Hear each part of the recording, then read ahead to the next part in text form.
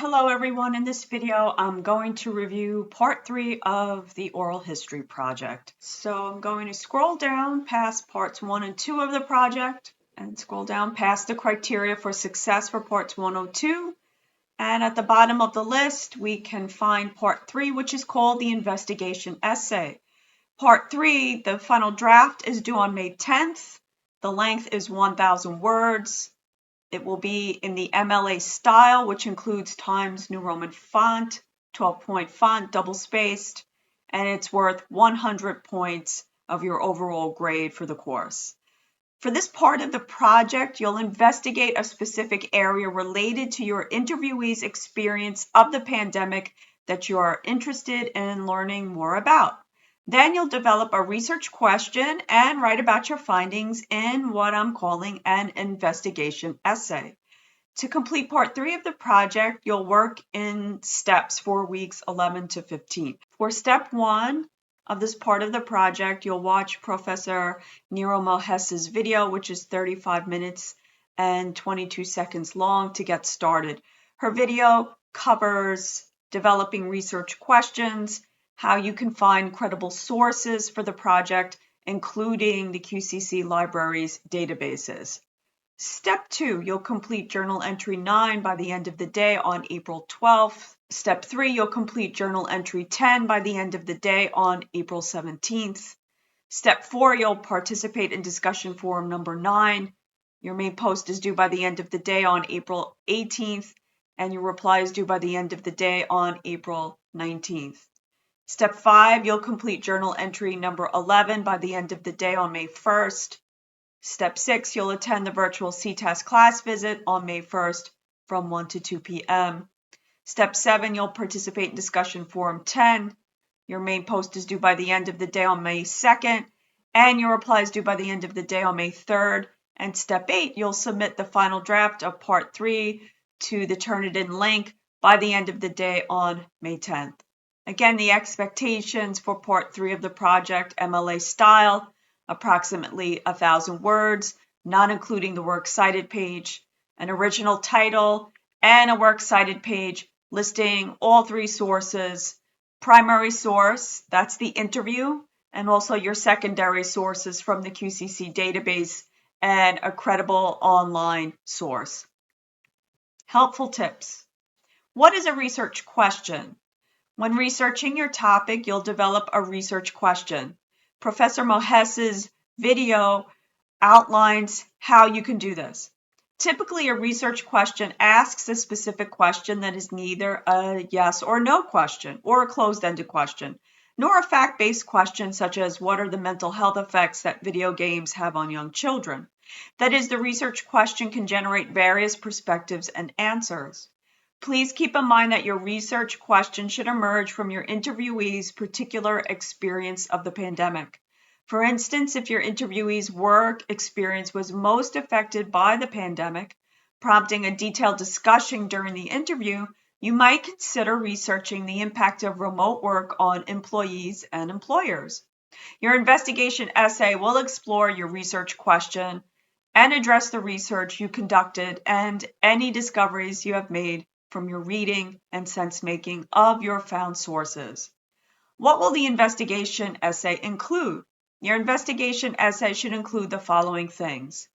Your research question, one only, clearly stated in the conclusion of your investigation essay, an overview, summary, and 3 or more things you learned from the information source you used from the QCC Library's databases, US Major Dailies, or EBSCO host web. The source should be on a topic, theme, or issue that is related to the pandemic and related to a discussion you had with your interviewee, and one that you should have written about in part 2 of the project. This information will come from Journal Entry number 9, which is due during week 11. Also, an overview, summary, and 3 or more things you learned from the information you used from the credible web source.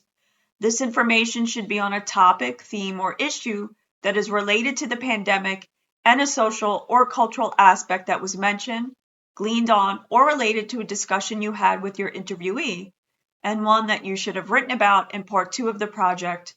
This information will come from Journal Entry number 10, which will be due during week 12. Then, at least one citation or direct quotation from each source you use, one from the QCC Libraries database and one from the credible web source, followed by in-text citation, and a paraphrase, analysis, and discussion of significance for each citation.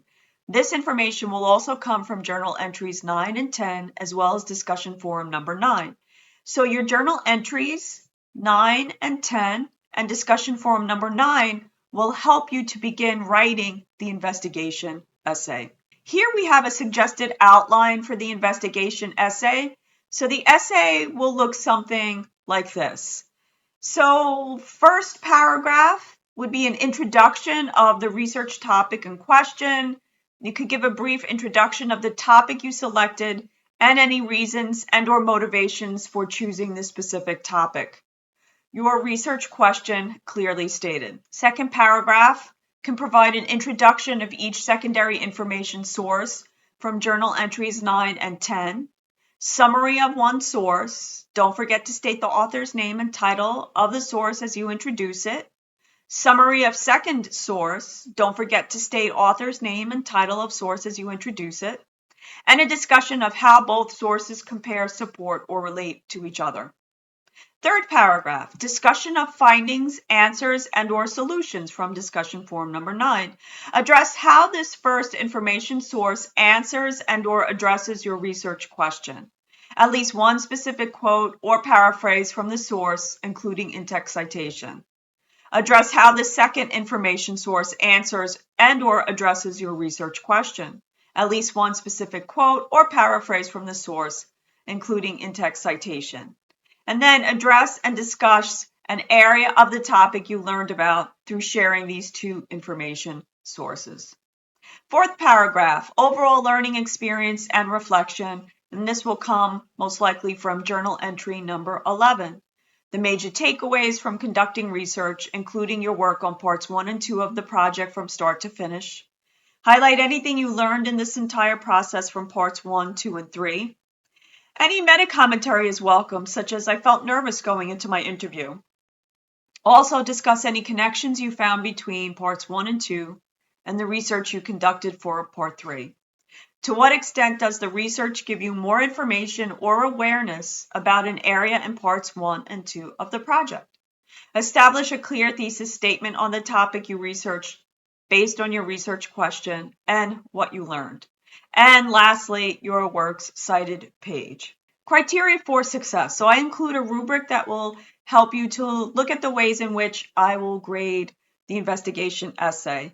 So consider these following criteria when you're writing and revising your investigation essay. So a thorough investigation essay will follow the suggested outline template and contain the key ingredients of the assignment flowing together to create a coherent whole piece. So first I look at structure and organization. Then I look at the content development. An effective essay will contain relevant, poignant, and compelling content that is required for the investigation essay as outlined in the instructions. Third criteria, context and purpose for writing. An effective essay will demonstrate the writer's understanding of the assignment, its purpose and audience. 4, genre and disciplinary conventions. An effective essay will demonstrate the writer's knowledge and application of genre and disciplinary conventions, adhering to the MLA style and format. 5, use of language. An effective essay will demonstrate the writer's graceful use of language and ability to skillfully communicate meaning to readers with clarity and fluency, and will be virtually error-free. And 6, the writing process. The writer will take full advantage of the writing process, including the production and workshopping of multiple drafts for revision and editing, and providing constructive feedback to guide peers during the revision and editing phases of the writing process. So again, there is a rubric here for you to take a look at, and I will supply this rubric to you when I give you your grade for the essay. Extra guidance for success. For all parts of the project, including part 3, you're welcome to meet with me during the virtual office hours on Monday through Wednesday from 12 to 1 p.m. To work on the investigation essay for part 3 of the project, you are invited to attend a virtual tutoring session from CTAS on May 1st from 1 to 2 p.m. If you attend this virtual tutoring session, you'll receive 5 extra credit points on your essay.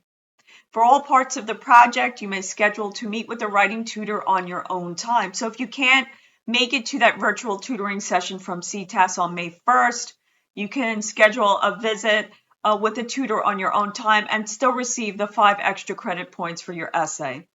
Visit the CTAS Writing Center's website to schedule the appointment. CTAS also offers asynchronous tutoring called TigerWrite. You can submit your work and get a response from a writing e-tutor within 48 hours.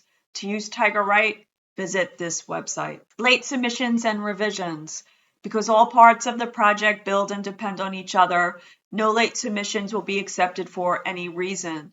In other words, if you submit part 1, the interview, late, you will not be able to submit part 2, the reflection, on time, and consequently, you will not be able to submit part 3, this investigation essay, on time. If you are struggling with any part of the project, let me know immediately, and we'll work together to ensure a successful completion of all parts of the project. If you experience technical difficulties while submitting any part of the project, including part 3, email me immediately, including a copy of your assignment as a Word or Google Doc or a PDF attachment. And because the project is due, part 3 of the project is due at the end of the semester, no revisions will be accepted. So please speak with me if you are struggling with any part of the project, especially part 3. You have enough time to complete part 3 from start to finish. This time gives you the opportunity to determine if you're struggling with any area of part 3 of this project, so you can contact me ahead of time and we can work together to make sure that you complete part 3. I'll also include sample student essays so you could take a look at the format and the structure of part 3, this investigation essay. Well, that's it. I wish you all the best of luck with part 3 of this project, and I look forward to reading your drafts and your final draft of the investigation essay. Bye for now.